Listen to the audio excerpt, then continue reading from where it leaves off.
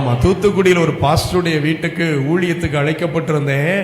ஊழியத்தை முடிச்சு சாப்பிட்றதுக்கு மத்தியான நேரம் உட்கார்ந்துருந்தோம். டேபிளை நிரப்பி விட்டார். ஊர்வன பரப்பன அத்தனையும் கொண்டு நிரப்பி விட்டார். தோத்திரம் ஒன்னொன்னுக்கு அவர் சொன்ன பேரெல்லாம் புதுசு. நான் கேட்டது அப்போ என் மனசு சொல்லிச்சு, இந்த ஊழியக்காரனுக்கு கொழுப்ப பார்த்தியா, கர்த்தர் காணிக்க தர்றாரு, இந்த மனுஷன் இவ்வளோ டேபிள் நிறைய வச்சு சாப்பிட்றான், கர்த்தர் கொடுக்கறதெல்லாம் அவன் வீணாக்குறான் அப்படின்னு என் மனசு சொல்லிச்சு. அப்புறம் அவர் ஒரு தேவ மனுஷன் பார்த்தீங்களா, டப்புன்னு கத்துறதை அவருக்கு உணர்த்திட்டார் போல இருக்கு.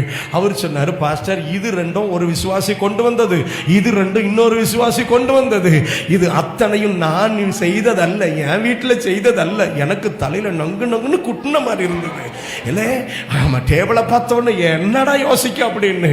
அப்புறம் அவர் சொன்னாரு, நாங்கள் எங்கள் வீட்டில் வைத்தது ரசமும் 4 பப்படமும் மட்டுமே.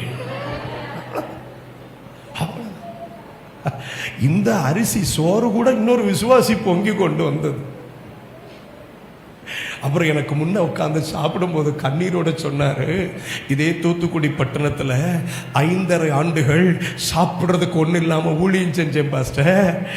ஸ்தோத்திரம். சாப்பிட்றதுக்கு ஒன்றும் இல்லாமல் ஊழியம் செஞ்சேன். 4 நாளைக்கு முன்னாடி உள்ள அந்த 4-5 பருக்க இருக்கிறதுல தண்ணியை ஊற்றி ஊற்றி வைப்பேன். ஆனால் சாப்பிடும்போது சொல்லுவேன், என் கை உள்ளே வரும்போது ஆண்டவரே உங்கள் கையும் உள்ளே வரணும், எனக்கு என்ன சாப்பாடோ அதான் உமக்கும். எப்படி பார்த்தீங்களா, எனக்கு என்ன சாப்பாடோ அதான் உமக்கும். 5.5வது வருஷத்துல இப்படி சொல்ல ஆரம்பிச்சேன்.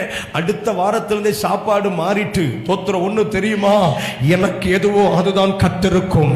என் அவமானம் அவருக்கு அவமானம், என் தோல்வி அவருக்கு தோல்வி, என் காயம் அவருக்கு காயம், என் தனிமை அவருக்கும் தனிமை. அல்லேலூயா. என் கண்ணீர் அவருக்கும் கண்ணீர். என்னை அவர் ஒரு நாளும் தனித்து பார்ப்பதே இல்லை, தனித்து பார்ப்பதே இல்லை. நீங்களும் நானும் நினைச்சிட்டு இருக்கிறோம், நான் ஒத்தையில அந்த பாதைக்குள்ள போறேன். கர்த்தர் சொல்றார், நானும் கூட வர்றேன்ப்பா.